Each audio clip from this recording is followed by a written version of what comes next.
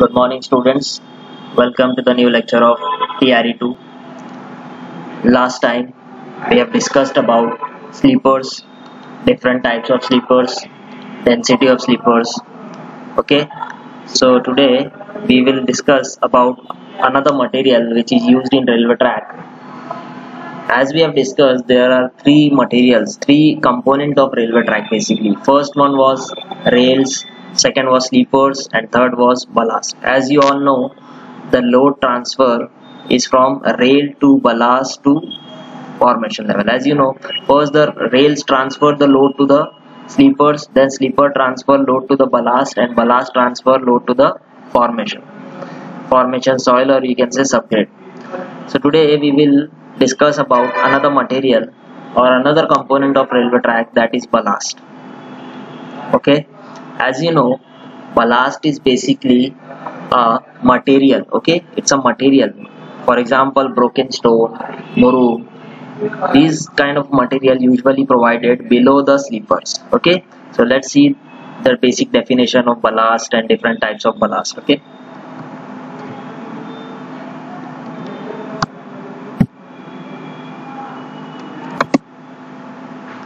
see, as per the definition, what is ballast? It is a layer of broken stone, gravel, murum, or any other gritty gritty means sand material placed and packed below and around sleepers for distributing the load from sleepers to the formation and for providing drainage as well as giving longitudinal and lateral stability to the track. Now, simple meaning of this whole sentence is it is a layer of broken stone. For example, see here, it is a layer of broken stone. See here, you can see the broken stones are here. Okay, it may be gravel, it may be murum, or it may be any other gritty. Gritty means sand. Okay, material placed. Okay, placed and packed below and around the sleepers. Below and around the sleepers. As you can see in this image, these are the ballast material which is packed. Okay, which is packed and provided below the sleeper. See here, this is sleeper. Below the sleeper there are ballast material, and around also there are ballast material. So as per the definition, it is placed and packed below and around the sleeper for distributing the load from sleeper to the formation and for providing drainage as well as giving longitudinal and lateral stability to the track. For example, simple, see, the load is coming from sleeper. Okay, the load is coming from sleeper to ballast. Okay, the ballast is taking load from sleeper and transferring it to the subgrade, or you can say formation level, subgrade level basically. So it is taking load from sleeper. Okay, sleeper is transferring their load to the ballast, and then ballast is transferring this load to the formation level. Okay, so this is simple basic load transformation. First the load from the train comes to the rails, then rail transfer this load to the sleeper, then sleeper transfer this load to the ballast material. Okay, see, that's a basic simple load transformation. Okay, so this is a simple definition of ballast, and it is also provide longitudinal and lateral stability. It means if you properly pack this ballast material with sleeper, okay, then what will happen? This track will not move, this track will not vibrate too much, and it will stay on its proper place even if the high speed train or heavy trains moved over a track.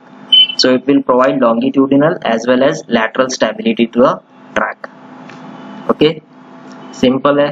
For example जैसे कि इसके ऊपर से बहुत speed से अगर train जा रही है, हैवी लोड जा रही है, तो फिर भी क्या होगा, ये अपनी जगह पे ट्रैक एकदम स्टिल रहेगा, ज़्यादा वाइब्रेशन नहीं होगी, ज़्यादा शॉक, ये जो शॉक बियरिंग कैपेसिटी है इसकी बहुत ज़्यादा बढ़ जाएगी अगर मटेरियल प्रॉपरली पैक रहेगा. तो अगर स्लीपर प्रॉपरली अपनी जगह पे, स्लीपर को फिक्स कैसा रहेगा स्लीपर अपनी जगह पे, जब बलास्ट मटेरियल प्रॉपरली पैक रहेगा. ठीक है, तब स्लीपर अपनी जगह पे पूरी तरीके से फिक्स रहेगा. स्लीपर और बलास्ट को प्रॉपरली हमें फिक्स करना है. ठीक है, यहाँ पे बढ़ते हैं. So I hope you have understood this definition. So let's move on. Functions of ballast. Functions of ballast important है, इजी भी है, ज़्यादा इसमें कोई प्रॉब्लम नहीं होगी आपको, ठीक है ना। फंक्शंस क्या है, बलास्ट प्रोवाइड क्यों करते हैं। प्रोवाइड, सबसे पहला देखिए function, provide level and hard bed for sleeper. जो स्लीपर है उसके लिए एक लेवल और हार्ड बेड, यानी कि उसके लिए आप बोल सकते हो उसका जो फाउंडेशन है स्लीपर के जो जस्ट नीचे का पार्ट है उसके लिए एक हार्ड सरफेस प्रोवाइड करते हैं, ठीक है ना। बलास्ट का काम क्या है, स्लीपर को एक प्रॉपर हार्ड सरफेस प्रोवाइड करना, हार्ड बेड प्रोवाइड करना, लेवल और हार्ड बेड प्रोवाइड करना स्लीपर को।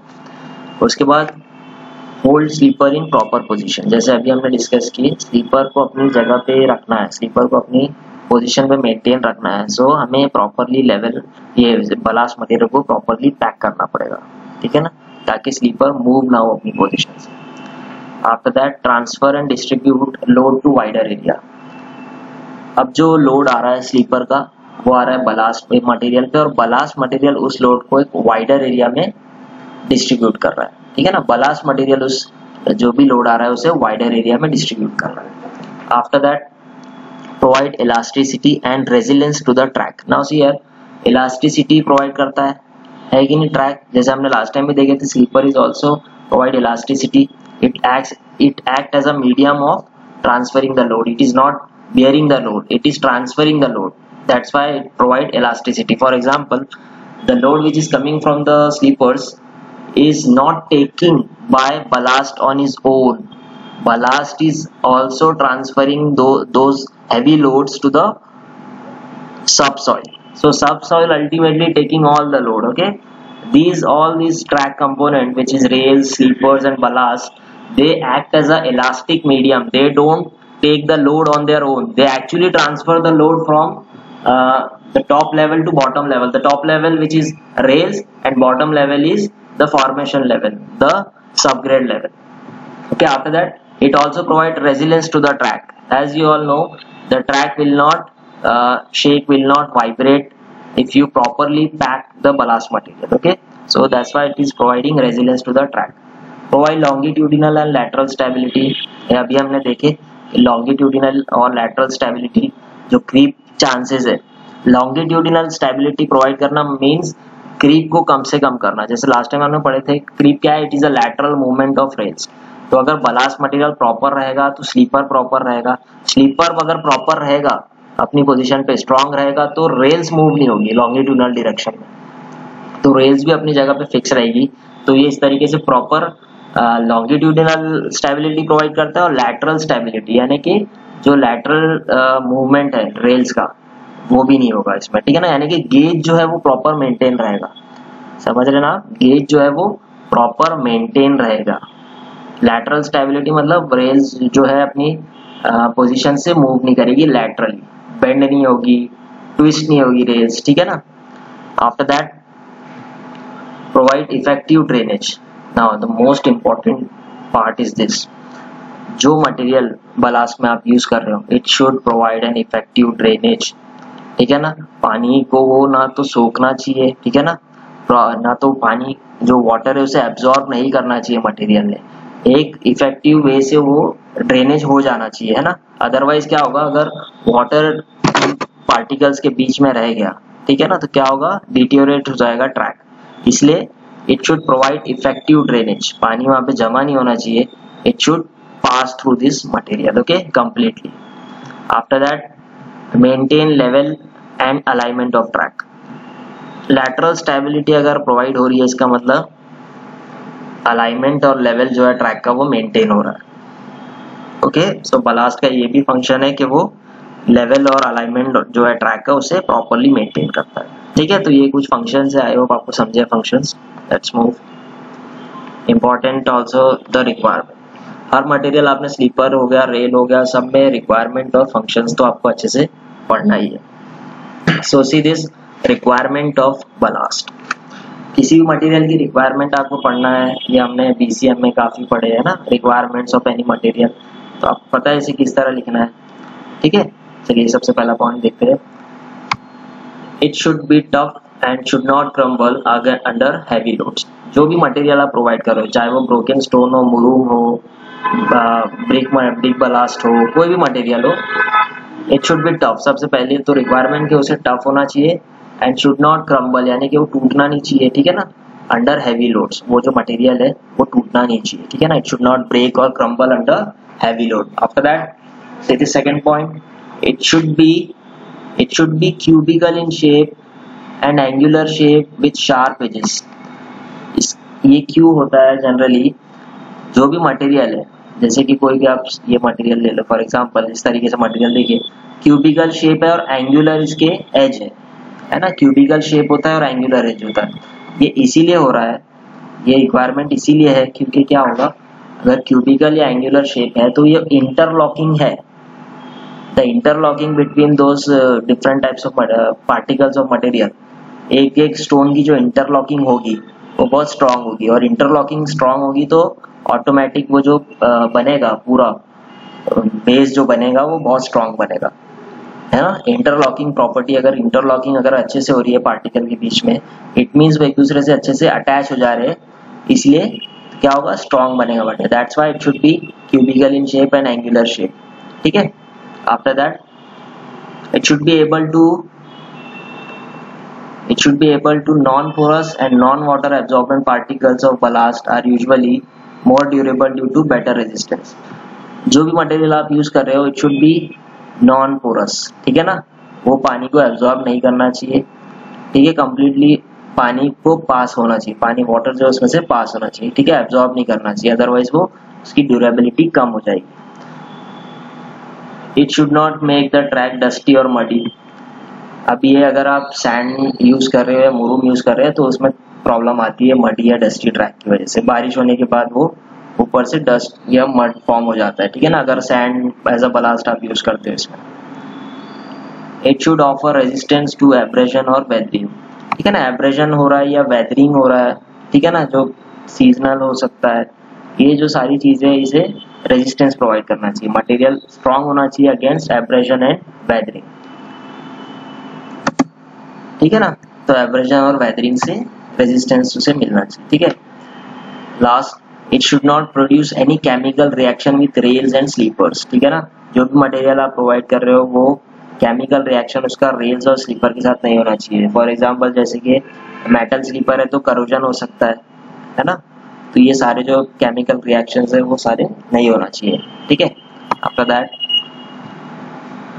7 point, it should provide good drainage system, ये बहुत इंपॉर्टेंट पॉइंट है, ड्रेनेज सिस्टम अच्छा होना चाहिए. सबसे अच्छा अगर ड्रेनेज सिस्टम आप बात करो तो ब्रोकन स्टोन है, ठीक है. उसके बाद देखिए 8 point, the size of stone blast should be 5 cm for wooden sleeper, 4 cm for metal and 2.5 for turnouts and crossovers, ठीक है. सबसे पहले देखिए यहाँ पे 5 cm for wooden, 5 cm यानी कि साइज बढ़ रहा है, सबसे ज्यादा साइज हम वुडन स्लीपर के लिए यूज करें, क्योंकि वुडन स्लीपर इतना स्ट्रॉन्ग नहीं है, वुडन स्लीपर स्ट्रॉन्ग नहीं है comparatively to the metal sleeper और concrete sleeper.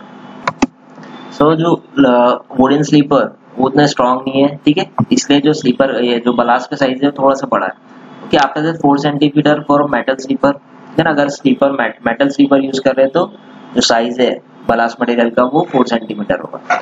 2.5 centimetre for turnouts and crossovers. Turnouts और क्रॉसओवर मतलब जब दो ट्रैक एक दूसरे को क्रॉस कर रहे हैं, तो यहाँ पे बलास्ट का साइज इसीलिए कम हुआ है क्योंकि जो जब दो ट्रैक आ रहे हैं तो ऑटोमेटिक जो स्टेबिलिटी है, ट्रैक की जो स्ट्रेंथ है वो बढ़ जाती है जब आपस में ट्रैक एक दूसरे से अटैच रहेंगे, इसीलिए जो उसका बलास्ट है उतना स्ट्रॉन्ग हम नहीं दे रहे हैं, क्योंकि रेल्स वहाँ पे एक्स्ट्रा हम क्रॉस पॉइंट्स एंड क्रॉसिंग में एक्स्ट्रा हम आप बोल सकते हो रेल्स प्रोवाइड करते हैं, ठीक है, इसलिए हमने वहाँ पे जो इसका बलास्ट का साइज है थोड़ा सा कम किया 2.5 सेंटीमीटर, ठीक है. तो ये जनरल एक बलास्ट के बारे में इंफॉर्मेशन है, उसके साइज के बारे में, ठीक है. After that 9 point is it should be cheap economical. Okay, ये हर आप देखते होंगे रिक्वायरमेंट, किसी भी मटेरियल के रिक्वायरमेंट में ये पॉइंट आता ही है, it should be cheap and economical, ठीक है ना. और the ballast material should be available in nearest quarries, ठीक है ना, या फिर जो भी बलास्ट मटेरियल आपको नजदीकी जो भी क्वेरी है वहां से मिल जाए, ठीक है ना, तो उससे क्या होगा, ट्रांसपोर्टेशन कॉस्ट कम हो जाएगा, ठीक है ना, उससे ऑटोमेटिक जो कॉस्ट है वो कम होगा, ट्रांसपोर्टेशन कॉस्ट कम होगा, तो ठीक है. तो ये इसका एक और रिक्वायरमेंट है. After that in short, last point is in short the ballast should be such with fulfills the characteristics of strength, cleanability, durability, economy and stability। यानी कि शॉर्ट में अगर आप इस पूरे 9 पॉइंट्स को प्रॉपरली ऑब्जर्व करोगे तो इसमें स्ट्रेंथ, उसकी क्लीनिंग एबिलिटी, ड्यूरेबिलिटी और इकोनॉमी, स्टेबिलिटी, ये सारी चीजें उसमें होना चाहिए। ठीक है ना। 10 पॉइंट एक जनरल शॉर्ट ब्रीफ इंट्रोडक्शन, ठीक है, ब्रीफ उसके बारे में इंफॉर्मेशन। तो ये 10 पॉइंट आपको याद रखना है रिक्वायरमेंट ऑफ बलास्ट, ये आ सकता है एग्जाम में। ठीक है। फंक्शन रिक्वायरमेंट हर मटेरियल की अच्छे से पढ़ना है आपको। ठीक है। सो चलिए आगे बढ़ते हैं। बलास्ट की रिक्वायरमेंट भी आपको समझ गई। आगे देखते हैं हम टाइप्स ऑफ बलास्ट क्या क्या हो सकते हैं। बलास्ट के टाइप्स देखेंगे हम। फर्स्ट वन इज जो आपने सबसे ज्यादा देखी है रेलवे ट्रैक में, दैट इज ब्रोकन स्टोन, जिसे आप एग्रीगेट समझते हो। ठीक है ना, that is broken stone, aggregate की तरह दिखता है। आफ्टर दैट स्टैंड, उसके बाद ब्लास्ट फर्नेस स्लैग या सिंडर्स, उसके बाद soft aggregates like broom and gravel, ये भी यूज कर सकते हैं। कंकर, ठीक है ना, कंकर हम देखेंगे क्या है, एक तरह का लाइम एग्लोमेरेट है which is common in certain clay soil in and is dug out from the ground, तो ग्राउंड से निकाला जाता है, कंकर मटेरियल है। ठीक है। उसके बाद ब्रिक बलास्ट, ब्रिक को जो ओवरबर्न ब्रिक है उसे पाउडर फॉर्म में कन्वर्ट करके या उसके छोटे छोटे पीसेस करके भी इसे यूज किया जाता है बलास्ट में। ठीक है। तो हम इन मटेरियल्स के बारे में शॉर्ट में देखेंगे। लास्ट टाइम विंटर 18 की यहाँ तक बात है, उसमें टाइप्स ऑफ बलास्ट के बारे में पूछा था। ठीक है। चलिए देखते हैं। ब्रोकन स्टोन, ठीक है ना, सबसे ज्यादा अगर इंडिया में यूज होता है कोई blast material, that is broken stone. आप इमेज देख रहे हैं है ना, या आप जब ट्रेन से जाते हो आप देखते हो जनरली स्लीपर के नीचे यही होता है, स्लीपर के नीचे जनरली यही वाला बलास्ट मटेरियल यूज किया जाता है, broken stone. Mostly used in Indian railways. ठीक है ना। Procured from hard stone like granite, quartzite, hard, ठीक है ना, हर्ड ट्रैप। तो ये सारी जो मटेरियल्स है, ग्रेनाइट है या क्वार्टिजाइट है, यहाँ से इसे निकाला जाता है। ठीक है ना, इसे निकाला जाता है। ठीक है। इकोनॉमिकली इन लॉन्ग रन, इसकी जो सबसे खासियत है that is economically in long term. ये मड या डस्ट फॉर्म नहीं करता है जब ट्रेन मूव होती है, स्ट्रॉन्ग मटेरियल है, ग्रेविटी ज्यादा है इसकी कंपेयर टू द सैंड्स। तो क्या होगा, ये जो है मटेरियल ये ज्यादा ट्रेन जब पास होगी तो ऊपर नहीं आ जाएगा। डस्ट जैसे कि सैंड है तो धूल उड़ सकती है, ठीक है, लेकिन इसमें ऐसा कोई चांस नहीं है। और स्ट्रॉन्ग मटेरियल है, इंटरलॉकिंग प्रॉपर्टी ज्यादा है। Okay, so basically broken stone generally ज्यादा यूज किया जाता है। ठीक है। चलिए आगे देखते हैं। इसके अलावा जो मटेरियल यूज करते हैं, सैंड, सैंड भी as a ballast material use किया जाता है, जो कि आपने बहुत कम देखे है ना, बट जनरली ये भी यूज किया जाता है। इसलिए इसको इसलिए यूज किया जाता है because it is cheap, drainage अच्छा है, सैंड जो है एब्जॉर्ब नहीं करता है, पास करता है वाटर को। ठीक है। The best sand consist of good quantity of fine gravel sand, ठीक है ना, which is used in narrow gauge. Generally जो ये यूज किया जाता है वो नैरो गेज में यूज किया जाता है, क्योंकि ज्यादा हैवी लोड्स ये बियर नहीं कर सकता। It's blowing effect due to vibration, ठीक है ना, वाइब्रेशन में जो इसका ब्लोइंग इफेक्ट है। The sand gets into the moving parts and the track and causes heavy bear. देखिए जब ट्रेन मूव करेगी तो ये वाइब्रेशन की वजह से जो ब्लो ऑफ हो सकती है सैंड, ठीक है ना, कंप्लीटली ब्लो ऑफ हो जाती है। दूसरा, मूविंग पार्ट जब ये, क्योंकि ये ब्लो ऑफ होती है ना स्पीड की वजह से, तो क्या होता है जो मूविंग पार्ट्स है लोकोमोटिव के या फिर वैगन्स के, उसमें जा सकती है सैंड और बियर क्रिएट होगा बहुत ज्यादा। ठीक है। तो इसलिए इतना ये ज्यादा यूज नहीं किया जाता है।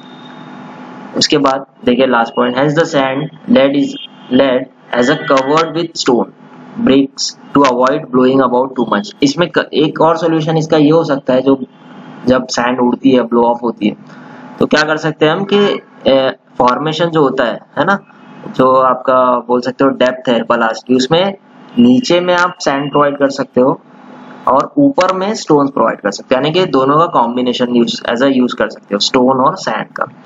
ठीक है। आगे देखते हैं। ये सैंड मटेरियल, ठीक है, देखिए फॉर एग्जाम्पल एक जनरल एग्जाम्पल है, बार बार इसे हमें रिमूव करना पड़ेगा, ट्रैक के ऊपर आ जाती है। ठीक है। इसलिए ज्यादा इसे यूज नहीं किया जाता। After that blast furnace slag. Blast furnace एक मटेरियल है ना, पिग आयरन फॉर्मेशन में जो मिलता है हमें बाय प्रोडक्ट, ठीक है ना, that is blast furnace slag. बहुत कम यूज होता है, बहुत रेयरली, इस तरीके से दिखता है मटेरियल। पिग आयरन फॉर्मेशन में यूज होता है। तो ये बहुत ही कम यूज किया जाता है, और यूज भी कहाँ किया जाता है, यार्ड्स में, है ना, ट्रेन यार्ड्स में, साइडिंग्स में, यानी साइडिंग्स मतलब रेलवे ट्रैक के बाजू में, जस्ट स्लीपर के नीचे नहीं, रेल्स के बाजू में, that is called siding. It is used as initial ballast in new construction, यानी कि नया नया अगर फॉर्मेशन करना है तो इनिशियली इसे प्रोवाइड किया जाता है, ठीक है ना, उसके ऊपर फिर दूसरा मटेरियल भी प्रोवाइड कर सकते हैं। चीप है और आसानी से मिल जाता है, लेकिन क्योंकि ये फॉर्मेशन ऑफ आयरन्स निकलता है तो इसमें क्या होता है, करोजन के चांसेस ज्यादा है, और स्टील के लिए तो और भी ज्यादा खराब है, क्योंकि अगर स्टील स्लीपर यूज करेंगे तो केमिकल रिएक्शन की वजह से करोजन ज्यादा होगा, ठीक है। That is blast furnace slag material. उसके बाद जो मटेरियल आपने कॉमनली देखा दैट इज मुरुम, है ना, सॉफ्ट एग्रीगेट है, decomposition of laterite and red, sometimes yellow colour का होता है ना, लैटेराइट का जो डिकम्पोजिशन है उससे बनता है मुरुम, आपने देखी है मुरुम material. Also used as a blanket material on black cotton soil. For example, the formation level consists of black cotton soil. तो उसमें क्या होगा, एज अ ब्लैंकेट मटेरियल हम इसे उसके ऊपर प्रोवाइड कर सकते हैं ब्लैक कॉटन, फिर उसके ऊपर हम मुरुम मटेरियल डालेंगे बलास्ट, ठीक है। It can also be used as a blanket material on black cotton soil. It is also cheap and easily available. Murum भी आपको पता है इजीली अवेलेबल है और सस्ता भी है, but it's corrosive, harmful for steel sleeper and fittings, है ना। इसका जो corrosive और हार्मफुल नेचर है, ठीक है ना, तो इसके लिए क्या होगा, स्टील स्लीपर में प्रॉब्लम क्रिएट करेगा मुरुम, ठीक है ना। उसके बाद देखते हैं, ये इमेज है मुरुम की, ठीक है ना, जो हमने पढ़े बेसिकली वही लिखा है यहाँ पे, soft aggregate result from laterite, ठीक है ना, डिकम्पोजिशन ऑफ लैटेराइट, कभी कभी रेडिश कलर होता है या येलो कलर भी होता है। The best murum for ballast is that which contains large quantity of small laterite stones. इसमें क्या होता है, पाउडर फॉर्म में तो होता ही है, देखिए यहाँ पे स्मॉल जो है ना लैटेराइट के स्टोन्स भी है, तो ये सबसे बेस्ट मुरुम माना जाता है। पाउडर भी होता है और स्मॉल स्टोन्स होते हैं लैटेराइट के। It recommended as ballast for siding and main track when they are newly laid and embankment are not sufficiently consolidated। इसमें भी देखिए साइडिंग में ये इसकी बात कर रहा हूँ, दैट इज कॉल्ड साइडिंग, ठीक है। ये स्टोरी और ये मेन ट्रैक हो गया, ये साइडिंग हो गया, तो साइडिंग में भी यूज करते हैं, मेन ट्रैक में भी यूज करते हैं, ठीक है ना। तो ये इस तरीके से मुरुम मटेरियल भी यूज किया जाता है, ठीक है। उसके बाद ब्रिक बलास्ट देखते हैं। ये मटेरियल ऐसा है, देखिए अगर आप जो यहाँ पे रेलवे ट्रैक फॉर्मेशन हो रहा है वहाँ पे फॉर एग्जाम्पल स्टोन नहीं है या कोई और सब्स्टिट्यूट अवेलेबल नहीं है, लास्ट मटेरियल अगर कोई आपके पास बचता है दैट इज ब्रिक बलास्ट। इसमें ओवरबर्न ब्रिक को स्मॉल साइज में करके या पाउडर फॉर्म में करके इसे यूज किया जाता है, ठीक है ना। देखिए जो ओवरबर्न ब्रिक है उसे छोटे छोटे साइज में आप बोल सकते हो ब्रेक किया जाता है और उसे यूज किया जाता है। It powders easily and produce a dusty track, ठीक है ना। ये जो पाउडर फॉर्म में काफी इजीली कन्वर्ट हो जाता है, इसके ऊपर लोड आता है तो, और डस्ट क्रिएट कर सकता है क्योंकि पाउडर फॉर्म में बहुत स्पीड से कन्वर्ट हो जाता है। इसमें भी देखिए करोजन प्रॉब्लम आता है। Rails of track laid on brick ballast में many a time get corrugated, ठीक है ना, करोजन प्रॉब्लम भी इसमें आता है। बट इसका जो ड्रेनेज है वो ठीक ठाक है, ऐसा नहीं कि बहुत अच्छा है, बट ठीक ठाक ड्रेनेज है। बहुत रेयरली ब्रिक बलास्ट यूज करते हैं जब कोई और मटेरियल यूज जब नियर बाय अवेलेबल ना हो तो, ठीक है। आफ्टर दैट कंकर, ये भी एक तरह का मटेरियल है, ठीक है ना, जिसे हम यूज कर सकते हैं। इस तरीके से दिखता है कंकर, बिल्कुल स्टोन की तरह दिख रहा है लेकिन ये अलग किस्म का मटेरियल होता है।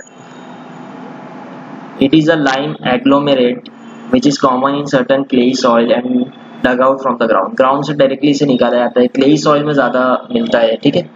Where stone is not easily available, it is used as a road metal and as a ballast for railway track. इसमें नॉर्मल रोड कंस्ट्रक्शन में भी यूज कर सकते हैं और रेलवे ट्रैक में भी इसे यूज किया जाता है। ये जो काफी सॉफ्ट इन नेचर है, ठीक है ना, and reduces to power under load, same problem with like brick ballast, काफी आसानी से पाउडर फॉर्म में कन्वर्ट हो जाता है। इसे जो यूज किया जाता है it is use for metre gauge and narrow gauge track. इसे हम ब्रॉड गेज के लिए जनरली यूज नहीं करते क्योंकि हैवी ट्रैफिक की वजह से ये पाउडर फॉर्म में जल्दी कन्वर्ट हो जाता है, इसलिए इसे हम लाइट ट्रैफिक के लिए यूज किया जाता है। और जहाँ पे बेटर बलास्ट अवेलेबल ना हो वहाँ पे जनरली इसे यूज किया जाता है, ठीक है। ये कंकर इसका एक और टाइप है। उसके बाद देखते हैं हम बलास्ट का जो साइज है, देखिए 1.9 से 5.1 सेंटीमीटर होता है इसका, ठीक है, साइज जो है बलास्ट का।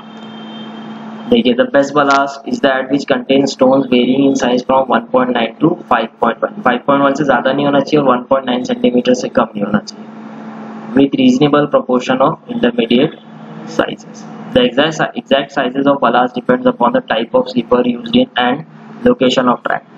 अलग अलग मटेरियल के स्लीपर के लिए अलग अलग साइज यूज करते हैं। अभी हमने देखे कि वुडन स्लीपर के लिए 5.1 सेंटीमीटर है, स्टील स्लीपर के लिए 3.8 सेंटीमीटर बेस्ट है, और अंडर स्विचेज और क्रॉसिंग के लिए अभी हमने देखे थे थोड़ी देर पहले 2.54 सेंटीमीटर, ठीक है। Generally standard sizes under standard conditions, और जहाँ पे लोकेशन और स्लीपर के ऊपर डिपेंड करता है इसका साइज, ठीक है, बलास्ट का साइज। देखिए बलास्ट सेक्शन किस तरीके से दिख रहा है आपको, ये देखिए ये बलास्ट का 1.5:1 एक स्लोप प्रोवाइड करना पड़ता है ताकि लोड डिस्ट्रीब्यूशन बहुत अच्छे से होता है अगर आप प्रॉपर स्लोप प्रोवाइड करोगे तो, ठीक है ना। ये देखिए ये स्लीपर, ये रेल, लोड रेल का जा रहा है स्लीपर पे, स्लीपर से जा रहा है बलास्ट पे, 45 डिग्री का एंगल पे प्रॉपरली लोड डिस्ट्रीब्यूशन होता है, ठीक है ना।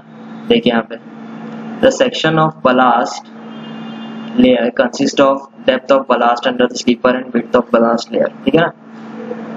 इसमें आप देखिए ये शोल्डर है बलास्ट का, स्लीपर से लेके यहाँ तक के जो साइड और स्लीपर का जो लास्ट पॉइंट है वहां से लेके यहाँ तक का जो है that is called as shoulder sleeper, shoulder ballast होता है, okay. After that the depth of ballast under the sleepers is an important factor in the load bearing capacity and uniformity of distribution of load. ये जो depth है sleeper से लेके जो नीचे की जो डेप्थ है ये बहुत इंपॉर्टेंट है, ठीक है ना, लोड डिस्ट्रीब्यूशन और यूनिफॉर्मिटी डिस्ट्रीब्यूशन ऑफ लोड के हिसाब से ये जो डेप्थ है ये प्रॉपर डेप्थ होना चाहिए। मिनिमम इसकी एक कंडीशन हम देखेंगे आगे कि मिनिमम डेप्थ कितनी होना चाहिए, ठीक है। और width is also important lateral strength point of view से, इसकी जो विड्थ है बलास्ट की, शोल्डर जो है बलास्ट का या पूरा जो विड्थ है वो भी बहुत इंपॉर्टेंट है, ठीक है।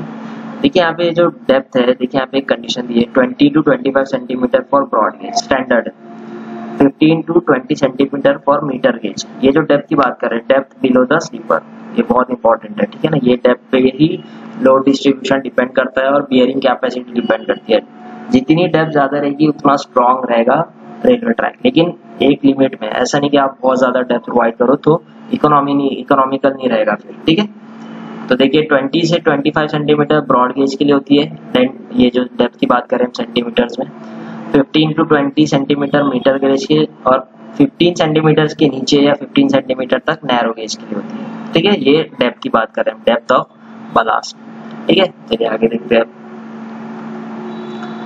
एक और कंडीशन है देखिए मिनिमम डेप्थ ऑफ बलास्ट की, which is equal to half of centre to centre, देखिए centre to centre distance between sleepers, ठीक है ना। स्लीपर की जो स्पेसिंग है centre to centre minus width of one sleeper, ठीक है, minus width of one sleeper divide by 2। जैसे कि for example the sleeper spacing अगर फॉर एग्जांपल ये 65 centimetre and width of sleeper is 25 centimetre, 65 माइनस 25 कितना हो गया, 40 बच गया।